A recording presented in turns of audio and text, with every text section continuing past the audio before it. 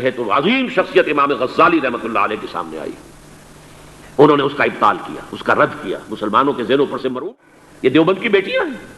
اور دیوبند کون سا تھا؟ دیوبند در حقیقت وارث بنا ہے. تو یہ جان لیجئے کہ مہدی دو ہیں. ایسا آئے گا انتہائی ابتلاء اور آزمائش اور مصائب کا کہ کسی شخص کو یہ سارا کام کیا رہا مجددین کا؟ علمی کام، اصلاحی کام. کوئی غلط نظریات آ گئے ان کی نفی، بدعات پیدا ہو گئی ان کی نفی، جو وقت کا تقاضا پیدا ہوا اس کو پورا کرنا علمی اعتبار سے. یہ مجددین جو ہے، میں جلدی سے آپ کو ان کی ایک فہرست جو ہے موٹے موٹے نام سنا دیتا ہوں. سب سے پہلا کام تھا جمع و تدوین حدیث اور تدوین فقہ اسلامی. ایک عظیم مملکت بن گئی تھی، تو اب اس کے لیے ضرورت تھی قانون کی. قانون اس طریقے سے مدون موجود نہیں تھا. تو ائمہ اربعہ ابو حنیفہ، مالک، شافعی، احمد ابن حنبل، ان لوگوں کا شمار مجددین امت میں ہے کہ انہوں نے علمی تقاضا جو ہے پورا کیا. امام بخاری، امام مسلم حدیث کو جمع کیا، اور احمد ابن حنبل رحمۃ اللہ علیہ نے خلق قرآن کے مسئلے کا جو ہے اس کا استیصال کیا اور اس کے مقابلے میں چٹان بن کر کھڑے ہوئے. دو حضرات کا نام آتا ہے بہت نمایاں ہو کر، وعظ اور نصیحت و ارشاد. اسی وجہ سے یہ ہمارے ہاں کے تصوف کے سلسلوں میں سب سے زیادہ معروف نام ہیں دو. حضرت حسن بصری رحمۃ اللہ علیہ، اس لیے کہ تین سلسلے ہمارے آپ کو معلوم ہے، قادریہ بھی اور چشتیہ بھی اور سہروردیہ بھی، حضرت علی سے پھر حضرت حسن بصری کے ذریعے سے آگے آتے ہیں. اور دوسرے شیخ عبد القادر جیلانی، وہ تو یوں سمجھیے کہ اس آفتاب ارشاد و ہدایت کے سورج کی حیثیت رکھتے ہیں. انہیں لوگوں نے اپنے محبت کے قلوب میں جو نام دیے، پیران پیر اور پیران پیر دستگیر اور غوث العظم، وہ اپنی جگہ پر ہے، اس کو چھوڑ دیجئے. لیکن اس میں کوئی شک نہیں کہ وعظ و نصیحت کی معراج پر تھے. فتنہ اعتزال پیدا ہوا اور ضرورت پیدا ہوئی کہ اسلام کے صحیح عقائد کو مرتب کر دیا جائے. تو امام ابو الحسن الاشعری میدان کے اندر آئے. انہوں نے یہ فریضہ سر انجام دیا اور معتزلہ کا جو ہے رد کیا اور ختم کیا اس کو. پھر فلسفہ یونان اور منطق، ارسطو کی منطق میں آ کر جو ڈیرا ڈالا ہے عالم اسلام پر بنو عباس کے دور میں، اور شک، شکوک، شبہات، تشکک، اسکیپٹسزم، ہر طرح کے شکوک یہ جب پیدا کیے ہیں، تو عظیم شخصیت امام غزالی رحمۃ اللہ علیہ کے سامنے آئی. انہوں نے اس کا ابطال کیا، اس کا رد کیا. مسلمانوں کے ذہنوں پر سے مرعوبیت جو تھی یونان کے فلسفے اور منطق کی، اس کو ختم کیا. بدعات و منکرات کچھ تصوف کے راستے سے، کچھ عام لوگوں کے یہاں رسومات جو پیدا ہو رہی تھیں، ان کے ضمن میں علامہ ابن جوزی رحمۃ اللہ علیہ بڑی ہمت کے ساتھ صاحب اولو العزم ان لوگوں میں سے ہیں، اور اس کے ساتھ ہی علامہ عز الدین ابن عبدالسلام. روح دین کا احیاء، روح دین ہے عشق الہی. لیکن جب ہمارے ہاں ایک تو یہ کہ فقہی اعتبار سے بال کی کھال اتارنے کے معاملات شروع ہو گئے، اور ایک یہ کہ علم کلام کی بحثیں الجھی ہوئی شروع ہو گئی، تو ان دونوں حلقوں میں سے وہ جو اصل روح تھی اسلام کی، دین کی، اللہ کی محبت، عشق خداوندی، اس کا چراغ کچھ ٹمٹمانے لگا. تو مولانا روم سامنے آئے منظر عام پر. شاد باد اے عشق خوش سودائے ماں، اے طبیب جملہ علت ہائے ماں. اللہ کی محبت جو ہے اس کی روح کو انہوں نے زندہ کیا ہے. پھر احیاء علم دین، امام ابن تیمیہ رحمۃ اللہ علیہ. یہ میں نے الف اول کے 1000 سال، جو پہلا 1000 سال ہے امت کا، اس کے جو بڑے بڑے نام ہیں، بڑے اہم ہیں، وہ آپ کے سامنے بیان کیے ہیں. اس کے بعد آتا ہے الف ثانی، دوسرا 1000 سال جب شروع ہوا امت مسلمہ کا. اس کے بارے میں ایک بات تو یہ نوٹ کیجئے کہ جغرافیائی اعتبار سے مرکز ثقل جو ہے امت مسلمہ کا، امت محمد کا صلی اللہ علیہ وسلم، وہ عالم عرب سے منتقل ہوا ہے جنوبی ایشیا میں، بر عظیم پاک و ہند میں. The second 1000 years، ابھی آدھے تک پہنچے. 15ویں صدی آئی ہے نا. 1000 سال کے بعد 11ویں صدی، 12ویں صدی، 13ویں صدی، 14ویں صدی، اب 15ویں صدی. اور عجیب بات یہ ہے کہ اب ریورس آرڈر، ریورس گیئر لگا ہے. پہلے ہندوستان میں آتے تھے علماء، آ رہے ہیں، صوفیاء آ رہے ہیں، علم آ رہا ہے، تصوف آ رہا ہے باہر سے. اب ریورس گیئر لگا. 11ویں صدی ہجری کے مجدد اعظم، مجدد الف ثانی شیخ احمد سرہندی رحمۃ اللہ علیہ، ان کا سلسلہ نقشبندیہ مجددیہ اب یہاں سے نکل کر ریورس گیئر لگائے افغانستان، ترکستان، پھیلتا پھیلتا کہاں تک، پورے ٹرکش بیلٹ کے اندر یہی سلسلہ مجددیہ جو ہے نقشبندیہ، یہاں تک کہ آپ کے علم میں ہوگا قبر سائپرس جو ہے اس کے اندر ایک بہت بڑا مرکز ہے اس کا. آج کل امریکہ میں بھی ایک بہت بڑی ان کی جو ہے وہ جمعیت قائم ہو چکی ہے.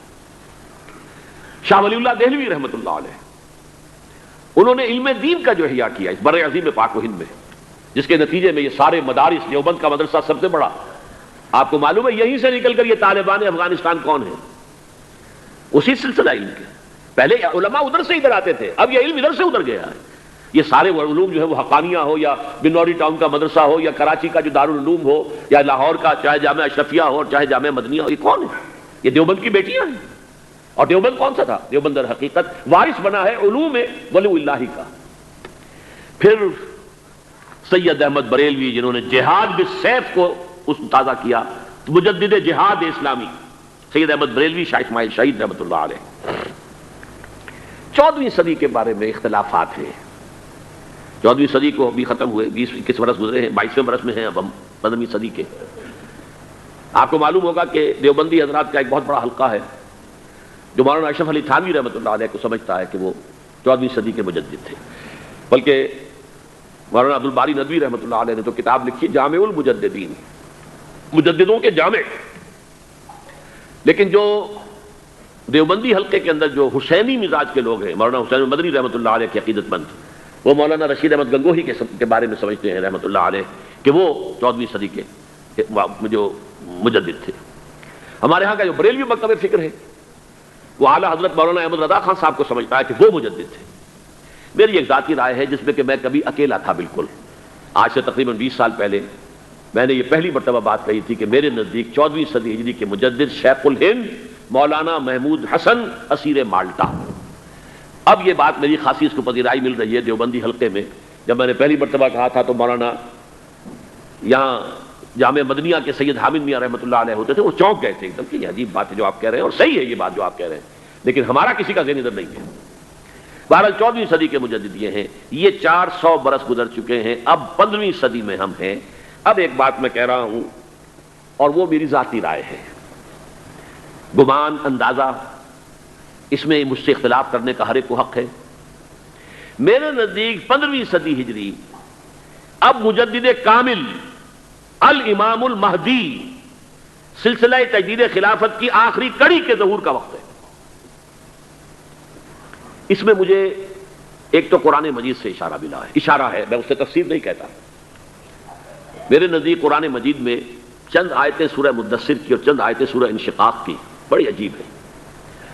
سورہ مدثر کی آیات میں حضور کی آمد کا نقشہ کھینچا گیا ہے، کلا والقمر واللیل اذ ادبر والصبح اذا اسفر انہا لإحدی الکبر نذیرا للبشر لمن شاء منکم ان یتقدم او یتأخر۔ نہیں، قسم ہے چاند کی، کلا والقمر واللیل اذ ادبر، اور رات کی جبکہ وہ پیٹھ موڑ لے جانے لگے اور صبح کی جبکہ وہ روشن ہو جائے۔ حضور سے پہلے 600 برس ایسے گزرے ہیں دنیا میں کہ نبوت کا سورج نہیں تھا، بس چاند جیسے مستعار روشنی چاند کی ہوتی ہے، تو سابقہ انبیاء کی مستعار روشنی تو کچھ دنیا میں تھی، دھندلی دھندلی جیسی چاند کی ہوتی ہے، لیکن وہ سورج نہیں تھا۔ لیکن اب وہ رات ختم ہو رہی ہے، وہ لیل اذ ادبر جا رہی ہے، محمد صلی اللہ علیہ وسلم کا سورج، یہ شمس نبوت و رسالت طلوع ہو گیا۔ والصبح اذا اسفر انہا لإحدی الکبر، بہت بڑی باتوں میں سے ایک بات ہے جو ہوئی ہے، وہ معمولی واقعہ نہیں ہے، احدی الکبر، یہ تاریخ انسانی کے عظیم ترین واقعات میں سے ہے بے شک محمدی، نذیرا للبشر، پوری نوع انسانی کے لیے نذیر بن کر آئے۔ یہ تو ہے حضور کا معاملہ، لیکن اب جو معاملہ ہونا ہے دوبارہ، اس لیے کہ خلافت علی منہاج النبوت دوبارہ اب قائم ہوگی انشاءاللہ۔ حضور کے بعد میں آپ کو بتا چکا ہوں، خلافت راشدہ ختم ہونے کے بعد سے زوال زوال زوال زوال زوال زوال زوال زوال زوال، تھوڑا سا 2.5 سال کا 2 سال کا وقفہ آیا ہے حضرت عمر بن عبدالعزیز کا، ورنہ زوال زوال زوال زوال زوال۔ اگرچہ اس زوال کو 1000 سال لگے ہیں، یہ عمارت جو محمد نے بنائی تھی ایک دن میں نہیں گر گئی صلی اللہ علیہ وسلم، کھنڈر بتا رہے ہیں عمارت عظیم تھی، 1000 سال کے بعد پھر یورپ کے سیلاب نے آ کر اس کو گرایا ہے اور ختم کیا ہے، ورنہ 1000 سال تک سطوت و شوکت کے ساتھ امت مسلمہ تو موجود رہی ہے، چاہے اسلام جو ہے وہ حکومت کی سطح پر موجود نہیں تھا۔ بہرحال اب جو اس کا دور آیا ہے دوبارہ خلافت علی منہاج النبوہ کا دور، اس کا نقشہ سورہ انشقاق میں کھینچا گیا ہے۔ فلا اقسم بالشفق، اب دیکھیے سورج غروب ہو گیا، حضور کی بعثت کے وقت وہ سورج رسالت طلوع ہوا تھا، اب وہ سورج غروب ہو چکا ہے۔ سورج کے غروب ہونے کے بعد صرف روشنی رہ جاتی ہے شفق کی، سرخ سی، بس وہی باقی رہ گئی، باقی کیا رہ گیا؟ بدا الاسلام غریبا ویسعود کما بدا فطوبى للغرباء فلا اقسم بالشفق واللیل وما وسق. رات کی سی تاریکی ہے اور جو کچھ اس نے اپنے اندر جمع کر لیا ہے. والقمر اذا اتسق، اور قسم ہے چاند کی جب کہ وہ بھر جائے. پورا بھرتا ہے کتنے دنوں میں؟ 14 دن میں. اور 14 صدیوں کے بعد اب پہلی صدی کا جس نے کہ تجدید کامل کی عمر بن عبدالعزیز، 14 صدیوں کے بعد اب 15ویں صدی میں الامام المہدی کے ظہور کا وقت قریب ہے. اب جو کچھ مجھے حضرت امام المہدی کے بارے میں کہنا ہے، دوبارہ اپنی بات دہرا رہا ہوں، یہ میرا ذاتی گمان ہے، اختلاف کیا جا سکتا ہے. میرا گمان یہ ہے کہ یہ اب جو مجدد آئیں گے وہ حضرت مہدی ہوں گے. پہلی بات تو یہ جان لیجئے کہ مہدی دو ہیں، ایک شیعوں کے مہدی، ایک سنیوں کے مہدی. ان میں بڑا فرق ہے. شیعہ حضرات مہدی کو مانتے ہیں، وہ ان کے 12ویں امام ہیں. ان کے عقیدے کے مطابق انہیں پیدا ہونے کے فوراً بعد اس اندیشے سے کہ انہیں قتل کر دیا جائے گا ایک غار میں چھپا دیا گیا تھا. تقریباً 1200 برس سے وہ اس غار کے اندر ہیں. وہ روپوش ہیں، چھپے ہوئے ہیں، اسی لیے انہیں امام غائب کہا جاتا ہے. اور اب ان کا انتظار ہو رہا ہے، اس لیے انہیں امام منتظر بھی کہا جاتا ہے. اس لیے شیعوں کے دارالعلوم جو ہوتے ہیں دارالعلوم المنتظر، وہ اس لیے کہ ان کا انتظار کیا جا رہا ہے. تو یہ ہے اب وہ ان کا خیال ہے کہ آخری دور میں، آخری زمانے میں وہ ظاہر ہو جائیں گے، غار سے نکل آئیں گے. دیکھیے میں اس عقیدے کو اس بنا پر رد نہیں کرتا کہ یہ ناممکن ہے کہ کیسے کوئی شخص جو ہے 1200 برس تک کسی غار کے اندر زندہ رہ سکتا ہے. نہیں، میں سمجھتا ہوں ممکن ہے. 300 برس تک اصحاب کہف رہے کہ نہیں رہے؟ سوئے رہے. 300 ایئرس ہم مانتے ہیں. حضرت عیسیٰ اسی حیات عرضی کے ساتھ 2000 سال سے موجود ہیں آسمان پہ کہ نہیں ہے؟ آپ کو معلوم ہے حضرت عزیر 100 برس تک مرنے کے بعد دوبارہ زندہ کر دیے گئے. فَأَمَاتَهُ اللَّهُ مِئَةَ عَامٍ ثُمَّ بَعَثَهُ. تو ناممکنات میں سے کوئی سوال پیدا نہیں ہوتا. لیکن یہ کہ آیا کوئی امامت معصومہ کا تصور قرآن اور حدیث سے ہمیں ملتا ہے؟ پھر یہ کیا یہ موروثی امامت کہ حضرت علی کی نسل جو حضرت فاطمہ سے چلی ہے اسی میں یہ امامت ہوگی؟ اس کے لیے ہمارے پاس کوئی دلیل نہیں ہے، ہم اس کو تسلیم نہیں کرتے. ہم تو سمجھتے ہیں کہ معصومیت ختم ہو گئی محمد الرسول اللہ صلی اللہ علیہ وسلم پر. خاتم المعصومین ہے محمد الرسول اللہ. اب ان کے بعد تو اجتہاد ہے اور خلافت ہے. عام معاملات میں اجتہاد ہوگا، نظام خلافت کا ہوگا. تو ہمارے نزدیک جو میں جس مہدی کا نام لے رہا ہوں وہ مہدی ہیں جو ایک مجدد ہوں گے، جیسے کہ مجددین کے نام میں نے آپ کو گنوائے ہیں. مجدد الفسانی ہو، شاہ ولی اللہ ہو، سید احمد بریلوی ہو، شیخ الہند ہو. ایک ہوں گے انسان جو پیدا ہوں گے انسانوں کی طرح عام طور پر اپنی عمر کو پختگی کو پہنچیں گے، پھر وہ سامنے آئیں گے منظر پر، پھر وہ کام کریں گے، قیادت کریں گے. عرب میں ان کا ظہور ہوگا. دوسری بات یہ نوٹ کر لیجئے حضرت مہدی کے بارے میں، ہمارے ہاں احادیث کے جو مجموعے ہیں ان میں جو ٹاپ کے 2 مجموعے ہیں ان میں کہیں حضرت مہدی کا ذکر نہیں ہے، نہ صحیح بخاری میں نہ صحیح مسلم میں. لیکن ہم اسے نظر انداز نہیں کر سکتے کہ صحائح ستہ کی بقیہ 4 کتابوں کے اندر موجود ہیں، لہذا نظر انداز نہیں کر سکتے، اگنور کرنا ممکن نہیں ہے. اب اس میں میں چاہتا ہوں کہ کچھ حدیثیں آپ کو میں سناؤں جن میں حضرت مہدی کا تذکرہ کیا گیا ہے. پہلی ہے وعن عبداللہ ابن مسعود قال قال رسول اللہ صلی اللہ علیہ وسلم. حضرت عبداللہ ابن مسعود سے روایت ہے، وہ فرماتے ہیں کہ حضور نے ارشاد فرمایا لا تذهب الدنيا حتى يملك العرب رجل من اہل بیتی.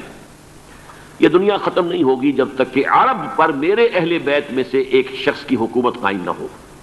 اور آپ کو معلوم ہے کہ آج تک عرب پر حضور کے اہل بیت کی کوئی حکومت قائم نہیں ہوئی. اور جب قائم ہوئی بھی تھی حضرت علی کو اگر شمار کیا جائے، اس لیے کہ حضور نے وہ جو مشہور واقعہ ہے کہ ایک چادر میں لے لیا تھا حضرت علی کو اور حضرت فاطمہ اور حضرت حسنین کو، اللہم ہؤلاء اہل بیتی، اے اللہ یہ بھی میرے اہل بیت ہیں. تو حضرت علی کی بھی حکومت منعقد نہیں ہوئی، پورے عالم اسلام پر ان کی حکومت نہیں تھی، اس لیے کہ شام اور مصر دونوں صوبے جو ہیں انہوں نے ان کی اطاعت قبول نہیں کی تھی. اس حوالے سے یہ معاملہ ابھی ہونا ہے. لا تذهب الدنيا حتى يملك العرب رجل من اهل بيتي يعاطي اسمه اسمي. اس کا نام وہی ہوگا جو میرا نام ہے، یعنی محمد صلی اللہ علیہ وسلم. اور ان کا نام بھی مہدی کا نام بھی محمد ہو. مہدی تو ان کا لقب ہے. یہ ترمذی میں بھی ہے، ابو داؤد میں بھی ہے، سنن ابی داؤد جامع ترمذی. بلکہ ابو داؤد میں ایک اور روایت ہے، قال حضور نے فرمایا لو لم يبقى من الدنيا الا يوم. اگر دنیا کی زندگی میں سے کچھ بھی نہ بچے سوائے ایک دن کے، لطول اللہ تعالی ذلک اليوم، تو اللہ تعالیٰ اس دن کو لمبا کر دے گا، حتی یبعث فیہ رجلا منی، یہاں تک کہ میرے خاندان میں سے ایک شخص کو اٹھائے گا، من اہل بیتی، میرے اہل بیت میں سے، یواطئ اسمہ اسمی و اسم ابی ہے اسم ابی، جس کا نام میرے نام پر ہوگا، جس کے والد کا نام میرے والد کے نام پر ہوگا، محمد ابن عبداللہ ان کا نام ہوگا، اور وہ یملأ الارض قسطا وعدلا کما ملئت ظلما وجورا، وہ سرزمین عرب کو عدل اور انصاف سے اسی طرح بھر دیں گے جیسے کہ وہ ظلم اور زیادتی سے بھر چکی ہوگی۔ دوسری روایت ہے حضرت ابو سعید خدری رضی اللہ تعالیٰ عنہ سے، حضور نے فرمایا المہدی منی اجل الجبہۃ اقنى الانف یملأ الارض قسطا وعدلا کما ملئت ظلما وجورا یملک 7 سنین، رواہ داؤد، کہ مہدی مجھ میں سے ہوں گے بڑی روشن پیشانی والے اور بڑی کھڑی ناک والے، وہ زمین کو بھر دیں گے انصاف سے اور عدل سے جیسے کہ وہ ظلم سے بھری ہوئی ہوگی، اور وہ 7 برس تک حکومت کریں گے۔ عرب میں خالص خلافت علی منہاج النبوہ کا نظام حضرت مہدی کے ہاتھوں قائم ہوگا اور 7 برس تک قائم رہے گا عرب کے اندر، اس کا اگلا مرحلہ میں بعد میں بیان کروں گا۔ تیسری روایت، اور اس کو میں اس لیے خاص طور پر سنا رہا ہوں کہ اس میں وہی الفاظ آئے ہیں جو میں نے ابتدا میں حدیث آپ کو سنائی تھی، اس کے الفاظ ہیں۔ عن ابی سعید قال ذکر رسول اللہ صلی اللہ علیہ وسلم بلاء یصیب هذه الامہ حتی لا یجد الرجل ملجا یلجا الیہ من الظلم، حضور نے ذکر فرمایا کہ ایک دور ایسا آئے گا انتہائی ابتلا اور آزمائش اور مصائب کا کہ کسی شخص کو کوئی سر چھپانے کی جگہ نہیں ملے گی اس ظلم سے اپنے آپ کو بچانے کے لیے۔ فَيَبْعَثُ اللَّهُ رَجُلًا مِنْ عِتْرَتِي وَأَهْلِ بَيْتِي، تو پھر اللہ میرے خاندان میں سے، میرے اہل بیت میں سے اٹھائے گا ایک شخص کو، فَيَمْلَأُ بِهِ الْأَرْضَ قِسْطًا وَعَدْلًا، اور اس کے ذریعے سے اللہ تعالیٰ زمین کو عدل و قسط سے بھر دے گا۔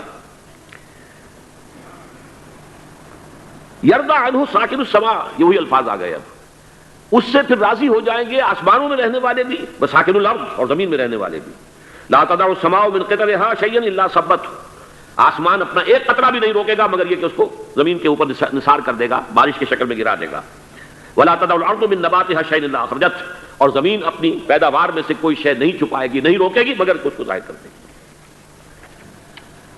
چوتھی حدیث جو ہے وہ حضرت ام سلمہ سے رضی اللہ تعالی عنہ قال سمعت رسول اللہ صلی اللہ علیہ وسلم یقول المہدی من عترتی من اولاد فاطمہ، رواہ ابو داؤد، یہ بھی سنن ابو داؤد کی روایت ہے۔ حضور نے فرمایا مہدی میرے خاندان سے، میرے اہل بیت سے ہوں گے، یعنی اولاد فاطمہ میں سے، اور تفسیر اس کی آتی ہے کہ حضرت حسن کی اولاد میں سے ہوں گے۔ پانچویں حدیث میں آپ کو سنا رہا ہوں، اور اس میں ایک عجیب مشابہت آپ کے سامنے آئے گی حضرت عمر بن عبدالعزیز کے ساتھ، یہ اول اور آخری کڑی کے درمیان مشابہت۔ عن علی رضی اللہ تعالی عنہ، یہ حدیث جو ہے مسند احمد ابن حنبل میں بھی ہے اور سنن ابن ماجہ میں بھی ہے۔ قال قال رسول اللہ صلی اللہ علیہ وسلم المہدی منا اہل البیت یصلح اللہ فی لیلۃ، مہدی ہم میں سے ہوں گے، ہمارے اہل بیت میں سے، اور اللہ ایک ہی رات میں ان کی اصلاح کر دے گا، یعنی وہ پہلے سے کوئی زیادہ روحانی یا دینی کوئی اس سے بڑی شخصیت نہیں ہوں گے، لیکن ایک ہی رات میں اللہ تعالیٰ ان کی سیرت و کردار کے اندر انقلاب عظیم برپا کر دے گا۔ جیسے کہ میں نے عرض کیا تھا آپ سے کہ عمر بن عبدالعزیز کی زندگی میں انقلاب عظیم آیا، خلافت کا بوجھ پڑتے ہی کہاں وہ خوش باش اور خوش لباس اور خوش خوراک، وہ شہزادہ ٹھاٹ باٹ والا، جاگیر والا، گورنر کا بیٹا اور خود گورنر، اور کہاں یہ کہ اس کی وہ درویشی جو میرے نزدیک واللہ عالم، ڈرتے ڈرتے کہہ رہا ہوں، میرے نزدیک وہ حضرت ابوبکر، حضرت عمر اور حضرت علی کی درویشی کو بھی مات دے گئی، لیکن کنٹراسٹ بہت شدید ہے۔ وہاں جو بھی کچھ تھا وہ تدریجاً آیا تھا، ہوتے ہوتے ہوتے ایک انتہا، اور یہاں سڈن آیا۔